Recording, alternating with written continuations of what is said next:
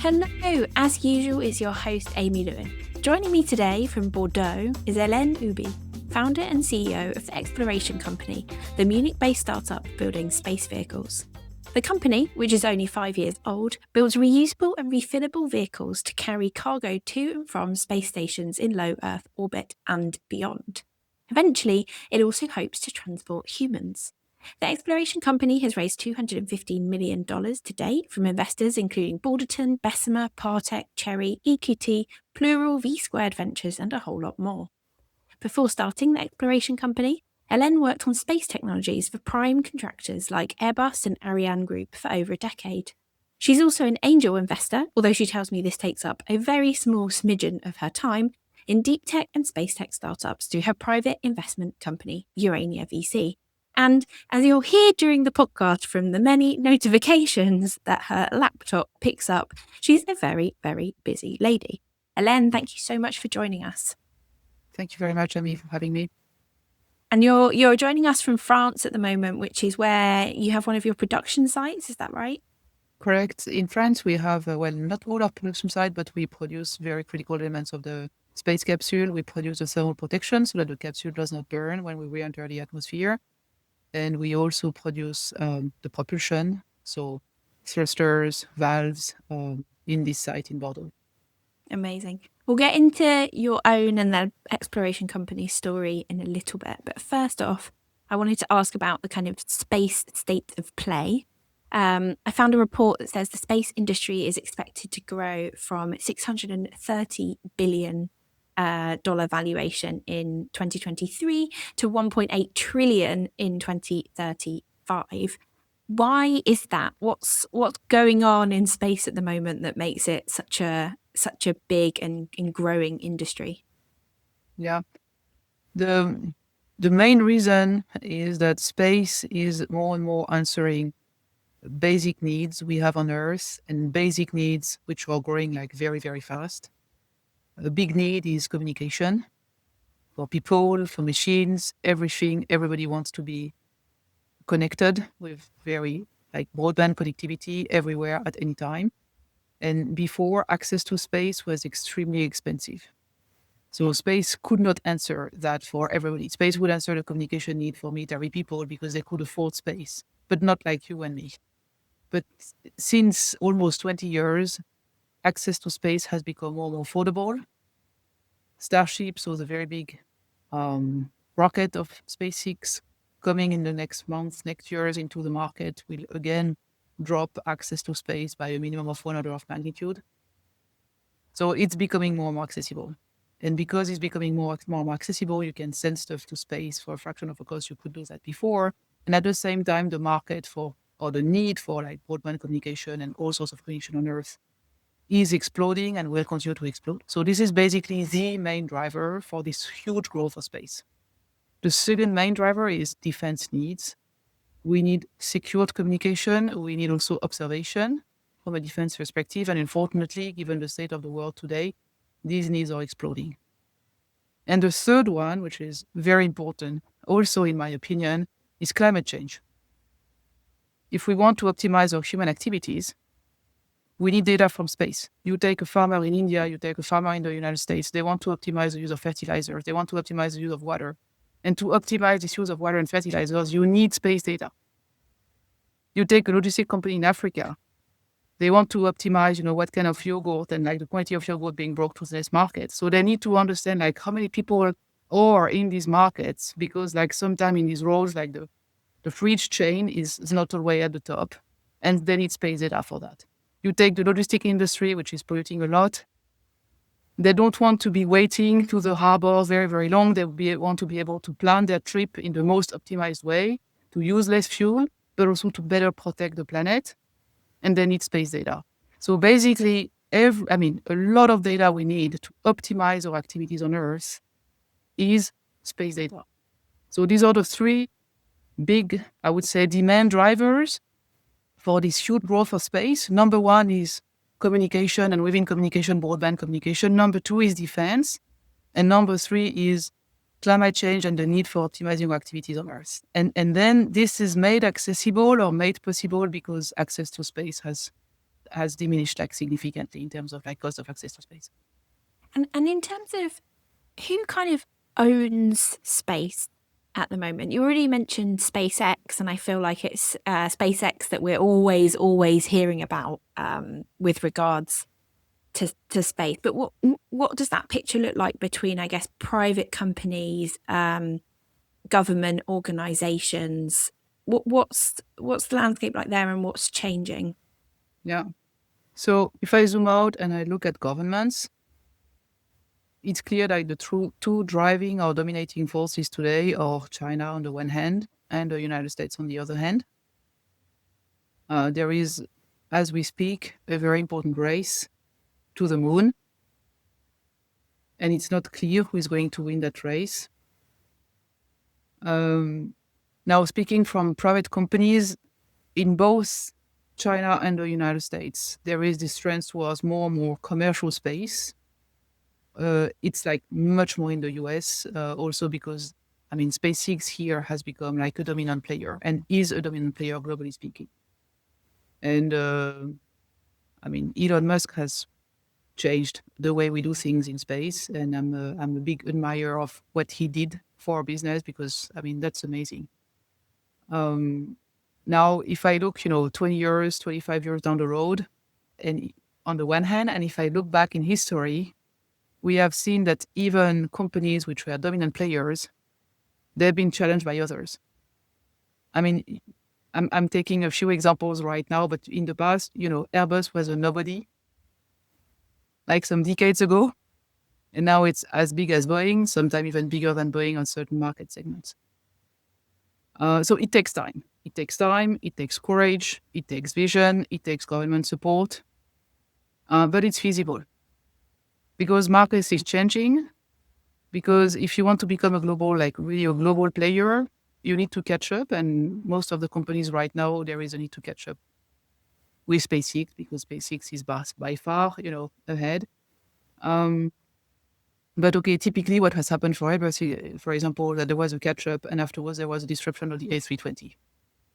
So our hope with the exploration company is that first we need to be realistic, we need to catch up, we need to build in Europe and in the other countries where we are in the United States and in the UAE, the key technology to build space capsule, reusable space capsule, and also heavy reusable rocket. This is our roadmap. And then, I mean, SpaceX, of course, will be at a certain point in time, but like the market will be also at a certain point in time. And I'm very confident that we will have the possibility to bring the world something really, really new. And what we're bringing to the world already as something really, really new is that we are the only company in the world whose mission is to build space vehicle across nations. Like, we are not building a European capsule, we are building a capsule for humanity. We are not building a European rocket, we are building a rocket for humanity. Yes, the core of the workforce is in Europe, and yes, our products are going to serve Europe, but they're going to serve the United States too for the capsule. We are working in very, very close collaboration with NASA. We're going to have, as soon as we've flown the first one to the ISS, International Space Station, we're going to have a production line in the US so that we can serve the American market. And for the rocket, I cannot share with which countries, but we are in discussion already with some countries to be able so that our rocket, of course, can serve the European need, but can serve also for some other countries' needs of access to space. And I think this is a DNA which is not very common, because many companies, they are like the number one American player or like the number one in Europe or whatsoever. For us, space is a place for humans. And in the collaboration, technical collaboration that we have in our vehicle, we want to embody the spirit of collaboration, the spirit of humanity. We are not naive. We know our technology can serve like defense needs, and we will be serving also the defense needs in Europe and in the allies of Europe. But first and foremost, we want to build our vehicles as humans working together. And I think this is very unique, and this is very different from other companies. And we bring the spirit of collaboration already in the world today.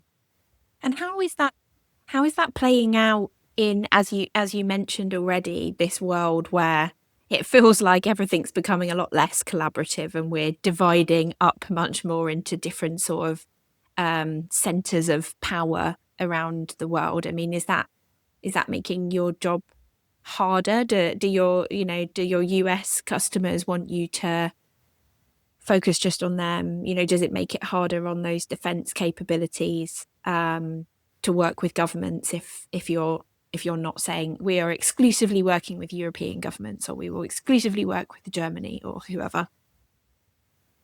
Yeah, it's a great question. It makes the collaboration between government more difficult. It doesn't make our job actually more difficult because, I think there are two ways to see that. In very difficult time, I could think about the Second World War. I can think about other times, but you have certain people who decided to fight for their values to build a better world. And right now, I'm not a big fan of what I'm seeing in the world, but doesn't mean that suddenly I have only to serve, the interest of power and fighting against each other. We can continue, and we are continuing to serve our values of peace and collaboration, and we continue to work with the UAE, we continue to work with the United States, we continue to work with Germany and France, for example, even if the relationship between these two countries have been better in the past than what they are right now. I don't care. And we stick to our mission because this is who we are and the kind of world we want to be and the direction in which we want to contribute. Of course, we abide by the laws, right? So we are not working with countries with which we cannot work as per the laws of the countries in which we are. This is very, very clear.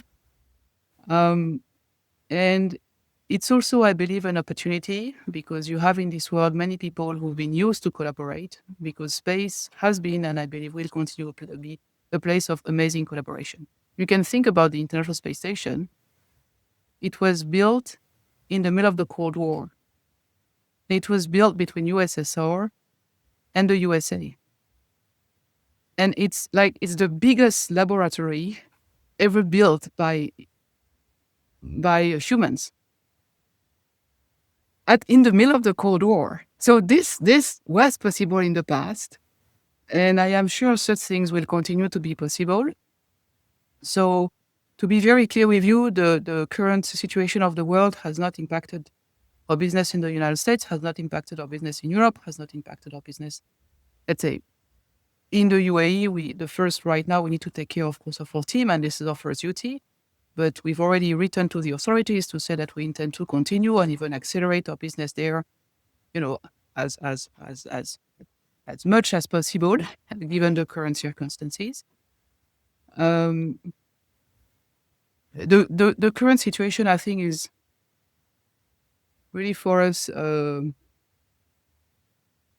trigger to be even more thoughtful in the cause we want to serve. Because, as an example, many technologies we develop are dual use. We can use the thermal protection for our capsule. We can also sell the same thermal protection to ballistic missiles and or to hypersonic missiles. So this raises, of course, a number of questions. Right now, the choice we've made is to serve also the defense needs because we believe in the country where we are established and we want to contribute to protect the citizens of these countries. What are some of the other defence sort of capabilities that the exploration company has or potential use cases for governments, etc.? Yeah, of course. So let's say to start from now, what is operational now and what is going to, be operational in the future. Right now, we have two technologies which are operational. The number one, we are the only company in Europe which knows how to print in niobium. Niobium is a very heat-resistant material, which is widely used in the United States for missile thrusters. Number two, we are producing already thermal protection tiles, which can be used for, as I was mentioning, hypersonic missiles and also ballistic missiles. So these are technologies that we have right now available. In the near future, this means these are contracts that we've won already, but we've not yet flown the vehicles corresponding to this contract. We have won 3 contracts, dual-use contract, to basically reuse the technology we have on the capsule, to perform in-space defense. So what does that mean? when you fly to a space station, there is one thing you must never do. You must never collide with the space station, right? Otherwise, there is a life danger for the astronauts. Okay, now let's imagine you don't fly to a space station, but you fly to a spy satellite, or you fly to a target satellite, which is spoofing, hacking, like doing something bad, basically. What you want first, you want to gather information. So you're going to fly very close to that satellite to observe the satellite, and potentially afterwards, you want to act upon the satellite very precisely. And you have exactly the same problematic. You don't want to collide with the satellite because this would create a diplomatic incident, as you can imagine, and potentially trigger your consequences that you don't want to trigger. So right now we have one against major player in Europe. For example, against OHB in Germany, we have one dual use contract to perform these. It's called proximity operation. So inspection, action, docking with targets. Let's put it like that. And we may be winning a fourth contract where we are providing this technology at the service of a very big European prime. We don't know yet the results, so I want to be careful, but this would be, of course, a major win for the exploration company. So, and this is a direct application of the technology we're already developing for the capsule to dock with the space station. And very long in the future, very long, let's say, longer in the future, of course, once we build our heavy reusable rocket, this will serve defense needs because then we'll be able to launch constellations of military satellites. And moving, I guess, defence aside, what else is kind of on the roadmap for the exploration company? What's hopefully going to happen this year in terms of new products, product development, tests, etc., and what's maybe happening over the next decade? Okay, so the next year is very simple. On the capsule side, we will test basically all the critical technologies, and we will test. It's called a structural test model. So like it's a model with like the size, the exact size of the capsule that we are shaking, we are vibrating, we are putting in thermal chamber. Basically, we are simulating the condition of space and the condition of launch to make sure that the capsule can sustain the condition in space and the condition of the launch. So that's something that's going to happen this year. And for all the critical technologies we will have de-risked this technology on Earth, and we'll have proof, we have, let's say, evidenced that these technology, they work on Earth in a space environment. So that's a very important step, and we plan to do that actually before summer. The second very important step is that we are right now in the process of answering an invitation to tender to ESA. ESA is the European Space Agency. ESA is our anchor client, so they are in the process of buying the first mission that we will be flying to the International Space Station. They bought already like a first part of this mission, and this year they're going to buy the second part of the mission. So of course we absolutely need to win this second part of the big contract, basically. And we are in the process of answering the invitation to tender, and the results will be known in June. And I'm reasonably confident that we'll be in the winners list. Not to say more. I mean, we are the front runner right now in Europe. So, and the third important milestone is that I spoke a little bit about rocket. I said that one of our objectives is to basically verticalize the company so that we started with capsule and then we're going down the value chain. And so we started working on a high thrust rocket engine 2 years ago, approximately, like more like R&D mode. And now we want to accelerate. So we'll be fundraising significant amount of money second part of next year so that we can accelerate on this high thrust rocket engine and we can deliver on our roadmap to build alone or in collaboration, because there are many rocket players in Europe that we can build together heavy reusable rockets, but you cannot build such a rocket without a high thrust rocket engine. So the first brick is the rocket engine, and that's where we're going to focus our energy for the team, but also for the fundraising this year. When it comes to funding for a company like yours, what does the funding roadmap look like? You've obviously raised hundreds of millions of dollars from VCs, but you've also, you're putting in for tenders and grants with space agencies and governments. You also mentioned that you have some collaborations with primes. What are the kind of key funding components for a deep tech company like yours? That's a great question. For deep tech companies like ours, so perhaps to give you a number, if I caricature, building a cargo capsule is half a billion effort. It takes minimum 6 years. So it gives you an order of time and an order of cost. So our strategy has been to walk on two legs. And if you look, at SpaceX in the US, it's a very similar strategy. We started privately funded because we were 4 people, 50K in the bank account. We say, hey, we're going to build the first European capsule. It's a bit this is very ambitious, not to say it's half crazy. But okay, only the crazy people are the ones who really change the world. So I think it's, there are some good in being crazy. And we use the money to produce a very, very small demonstrator so that we could demonstrate that we know how to build a spacecraft and we can fly a spacecraft. And this was 100% private money. And step by step, we built our credibility. And in parallel, we've been working with the governments so that the governments would understand why Europe needs a capsule.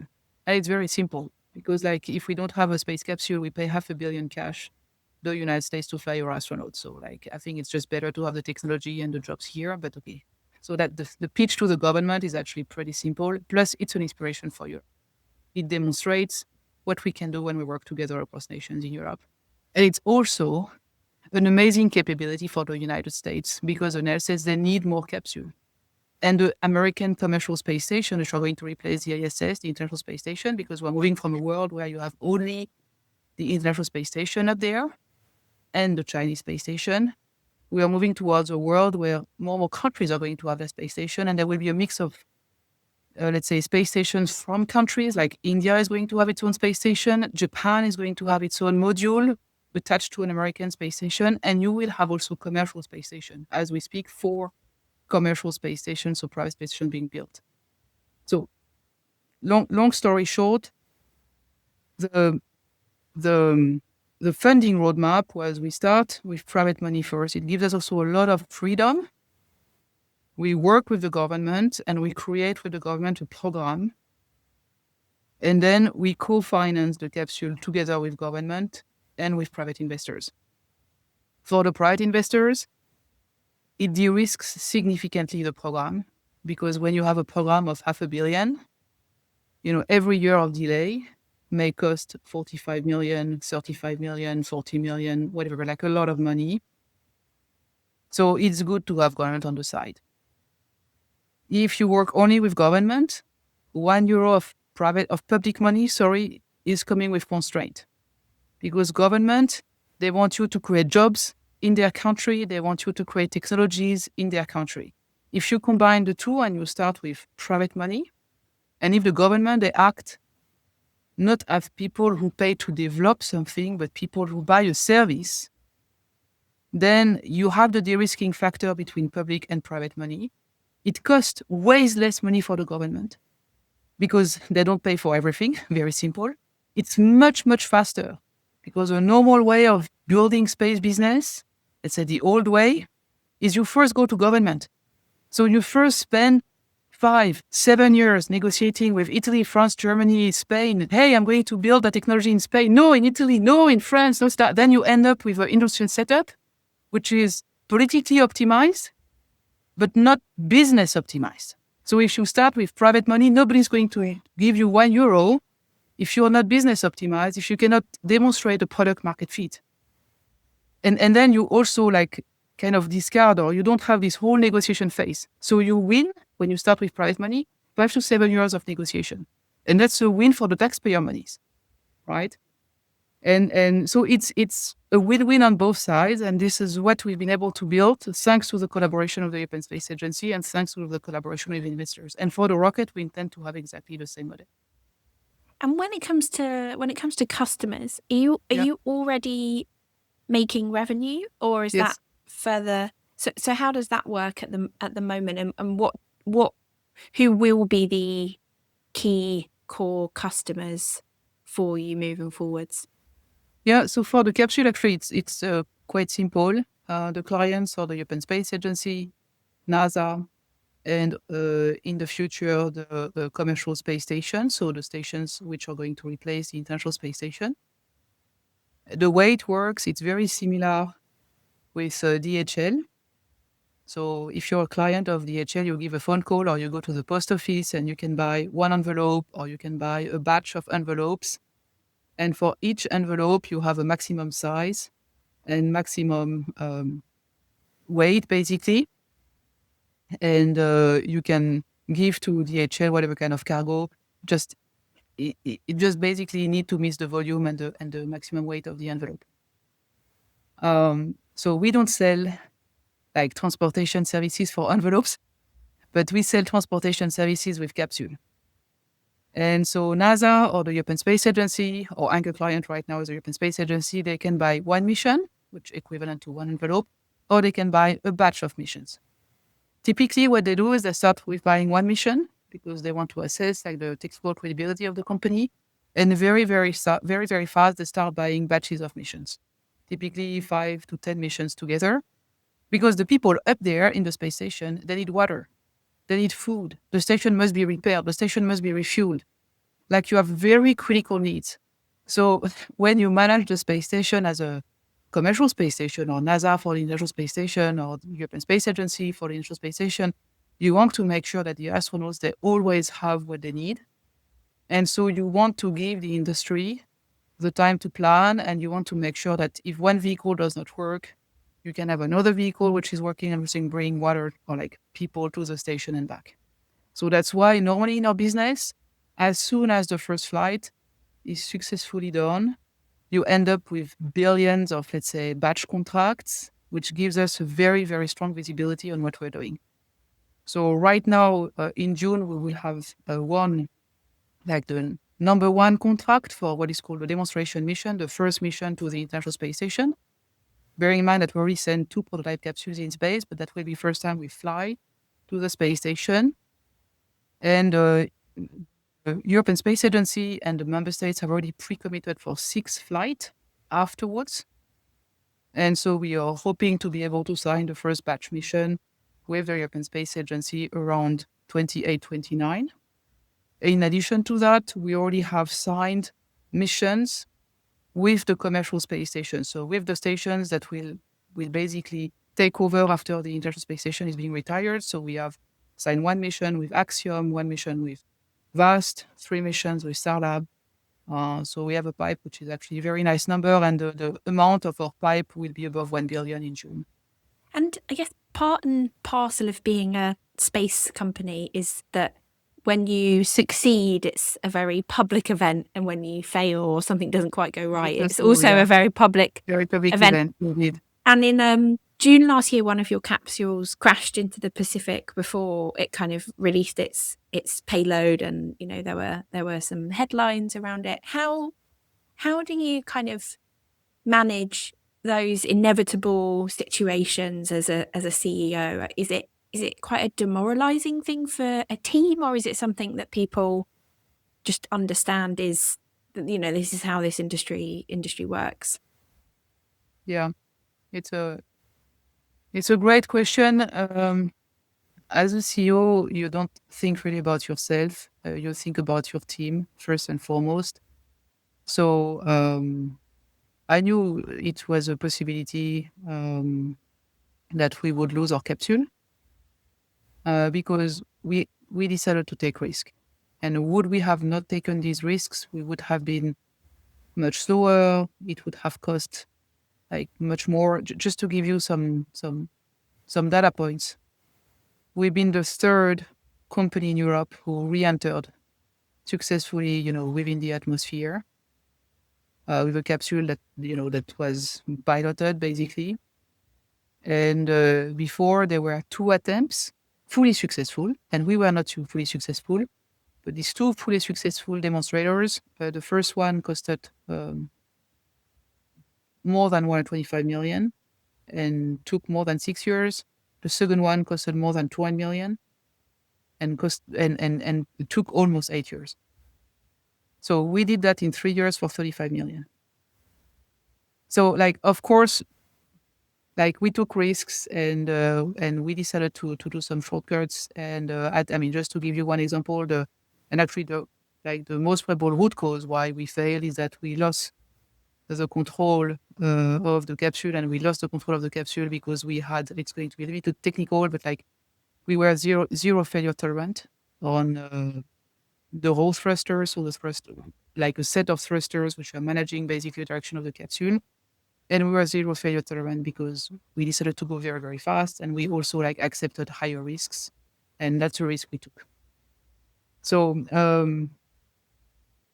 the way we have faced, I would say, this failure, which I insist was also a partial success, because we respected our planning, we respected our cost, we successfully launched to space, we successfully operated the capsule in space, we successfully re-entered into the atmosphere, and like this is huge. The capsule like didn't collapse during the re-entry, and okay, then we couldn't open the parachute at the end, because in that phase of like going down, at some point in time we lost the control, and so again, to be a bit more technical, but the dynamic pressure was not the right one to open the parachute, and the parachute couldn't open. So, but it was not like a failure like everywhere. It was actually a lot of success, and as very often in space, one small stuff. So most probably one valve stuck open created this failure. And when it happens, especially when it's the first time and when all the team has been working so hard days and nights, you have to understand that for us, building a space vehicle is not exactly the same, but to a certain extent comparable to bring a child to life. The space vehicle is very, very complex system. Like a human body is a very complex system, and you spend your days and your night like working on problems and solving problems, and of course you start loving your vehicle. So when the vehicle is not working as it should, and basically you lose your vehicle, it's a profound feeling.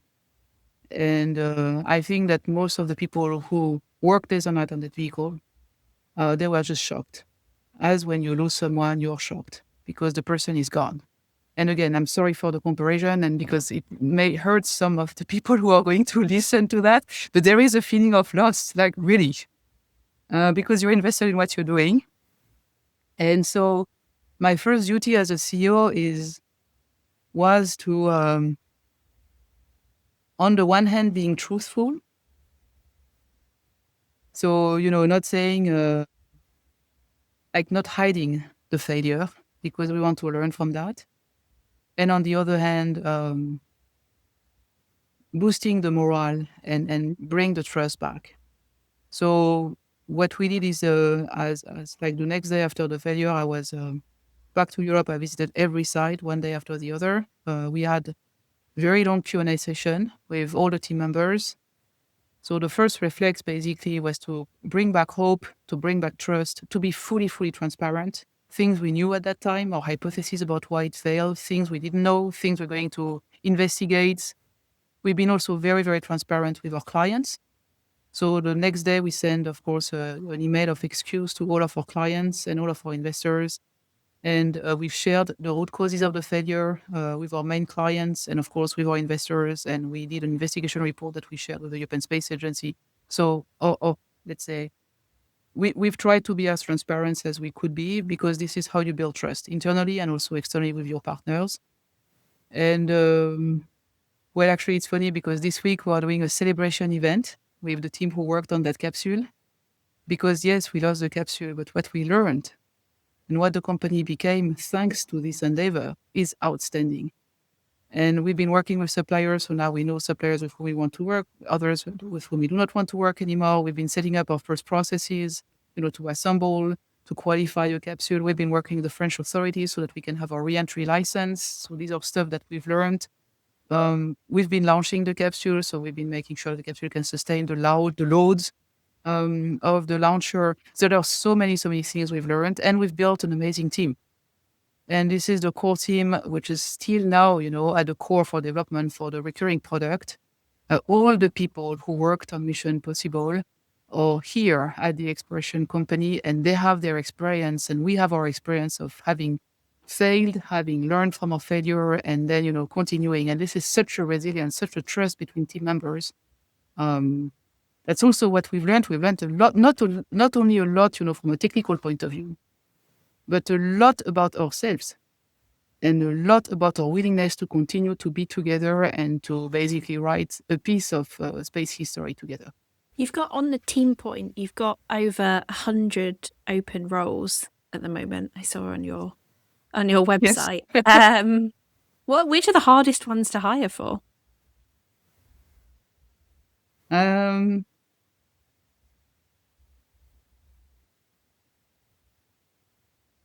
and it's a great question. It's actually so the reason why I'm not answering immediately is that it depends. It's not like we had one discipline where we had like huge difficulties to hire.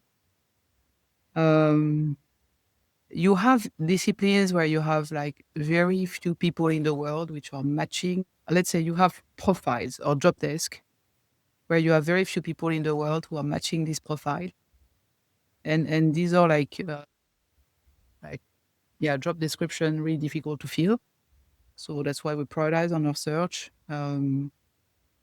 But I wouldn't say like one discipline is more difficult than another one.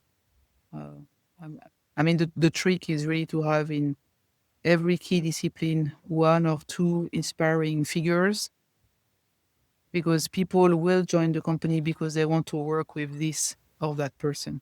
And you're also hiring for a few public affairs positions. How is it working with governments, working on policy? Do you feel they take a company like yours as seriously as some of the bigger players? What have you kind of learned about lobbying or policy work over the past few years? I think we did not have the problem of not being taken seriously by governments. And I'm very grateful actually to Germany and to France and to the European Space Agency for their very, very early support to our mission. Just as an example, we got our first contract from CNES, so the French Space Agency, even before the company had a number. So even before the company was registered. And we got into the acceleration program of Bavaria, also even before the company was registered. Because what I've observed is that politicians and also like people involved in the management of space, or from the space agencies, everybody sees in Europe the need for change, the need to go faster, the need to be ambitious, the need to take risks, and they want to support these initiatives. I would say that we've not been taken seriously by some of our industry colleagues. And right now that we are probably a bit more credible, we may become a threat for some of them. And sometimes we see, some positioning being a little bit different because of that. Okay, this is life. Personally, I am wishing for an ecosystem where we can not perceive a newcomer as a threat, but perceive as a newcomer as an opportunity to partner, so that we can learn from each other. We have to learn from the big players and the historic ones. I've been working at Airbus Ariane Group for years. I'm a proud child of Airbus and Ariane, and I've learned everything. I mean, a lot of things I know in these companies. Now, of course, I've learned plenty of new things at the exploration company, but I'm a proud child of Airbus and Ariane. And we are working with Airbus, we're working with Ariane. It's actually going very well, the collaboration with these two companies. But we've seen also with other companies that it's more complex. And this is the stage we are now. I think once we have successfully flown to the International Space Station, and we have proven that not only we can, bring hope and deliver on prototypes, but that we can really deliver on a product, then I think the attitude will completely change, and we will become an amazing partner. And earlier this year, you were in discussions to acquire a UK-based startup that does launch services, Orbex, which fell through. What happened there? Yeah, I'm not going to enter into the details of the negotiations. At the end, 3 parties have to agree on the deal. Orbex, the UK government, and the exploration company. And for reasons which are the ones of the deal and in which I will not enter, there was no agreement reached by the 3 parties. Are you looking at other acquisitions? So the way we are growing at tech, as I said, we are very focused on the transportation business. We also want to grow as fast as possible. So when we can build very, very fast internally the competence, we do so. This is what we did for the capsule. When there are already players established, and it would be a win for one player and for us to merge, then we look, of course, at M&A.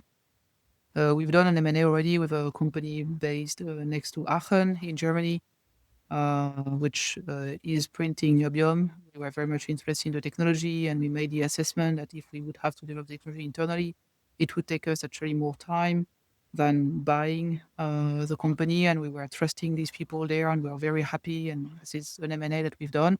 So there will be probably other M&As down the road to acquire technologies, capacity that we don't have, but we are not M&A dependent, right? So it means, for example, the deal with Orbex didn't go through. Fine. We just continue on our launcher roadmap with or without the UK government. We have built very good relation actually with the UK government. So let's see what is happening in the future. But we continue to have excellent discussions and constructive discussions. But yeah, so we try to go where this is the most efficient for the company, make or buy.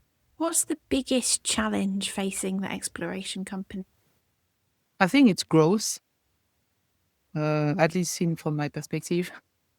I'm sure that many people in the company would have different answers. We are 450 people now. We may be above 600 end of this year. And we absolutely need to keep a very high density of people. We absolutely need to keep this culture of being eager, going to hardware as fast as possible, taking, I would say, reasonable risks, pushing the boundaries, verticalizing as much as we can the technologies we're developing, etc. So that's a mindset. And we are in Germany, we're in France, we're in Italy, we're in the US, we're in the UAE. I'm going to announce a new country this year because we committed to that country already. And it's especially difficult to scale the culture when you work like across geographies. But okay, this is part of formation. So what do we do to basically manage this growth? Number one priority is people. So when people do not fit, like we must ask the person to leave. It's performance processes. How do you reward the people so that like the best people they stay? And they are really part of the building of the company, and also like acquiring like top talent. So that's for, let's say, the people part. If you have the right people, like the culture is going to scale. And I'm also spending a lot of my time just like with the people, because at the end I'm the one like embodying the culture. So we have Q&A sessions in the all hands every week so that everybody can ask Q&A and we answer the next week, so that, let's say, everybody in the company get direct access to the management, and through this Q&A session we can also a little bit shape the answer of the executive committee for every question like people may raise, and we can kind of scale also the culture and the way of thinking. And we are having a big work this year around processes. A company without process is a mess. A company with cumbersome processes is a mess. So we are working hard to have minimum viable processes, very, very, very lean. But yeah, that's normal stuff. When you grow fast, you need to build a company at the same time to industrialize and improve everything you do. And let's say, coming back to the people, you can only do that if you have the right people next to you. And final question, I guess, for Europe, Yeah. I know you work all around the world, but for Europe, what do you think? What's like a very optimistic view of how Europe's space ecosystem could develop, and what's the alternative if European policymakers, governments, big industry, etc., don't rally around the opportunity that they have right now to sort of develop our space industry? And how I can't remember the number I stated at the top of how big the $1.8 trillion industry this could become in 2035. Yeah. Like, what needs to happen for Europe to play a big role in that? Yeah. No, I love your question. I think if we look because I want to end on the positive side. So if we look at the negative side, like a bad scenario for me would be that we only focus on the European market and we basically build space vehicles, satellite constellations with taxpayer money focused only on European sovereign needs. I mean, this, of course, we know how to do that stuff and we will succeed in doing that stuff.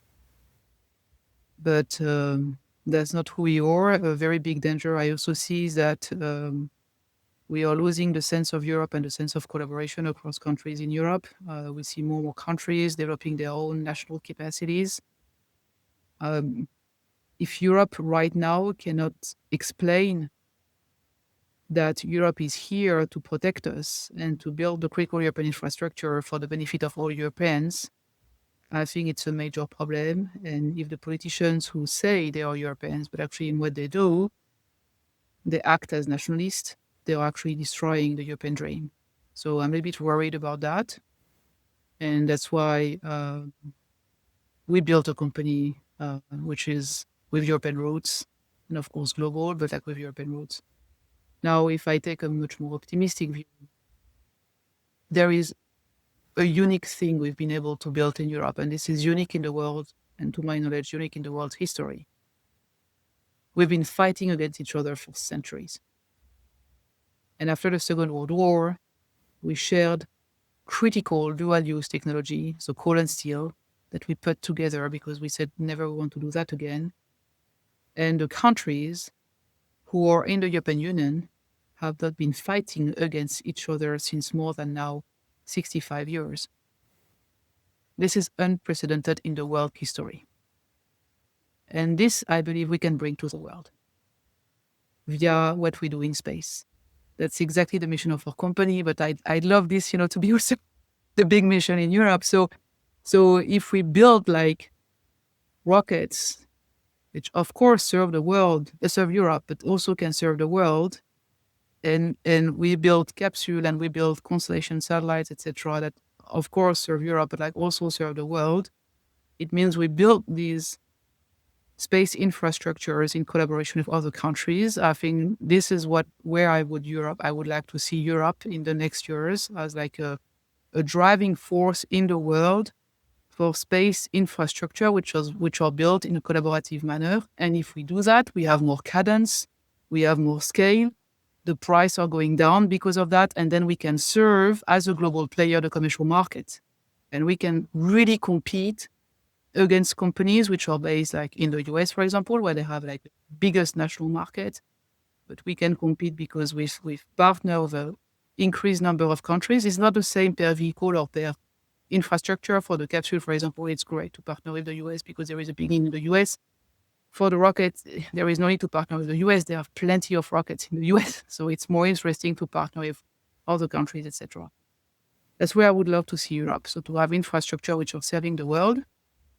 And I'd love that we can build in Europe a crew capsule, because this is so emblematic and so inspirational.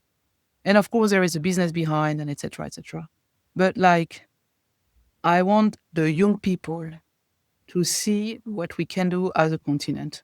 And I think the day we built together a crew capsule across European countries, and this capsule can serve other countries like the Middle East, like Singapore, like Australia.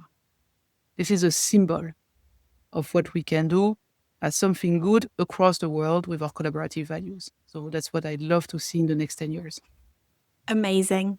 Thank you, Hélène. We are quite literally out of time. That has been a super interesting conversation. Thank you so much for joining the show. As always, please rate, review and share the podcast. This episode was produced by the wonderful Maya de Rampel Hornby.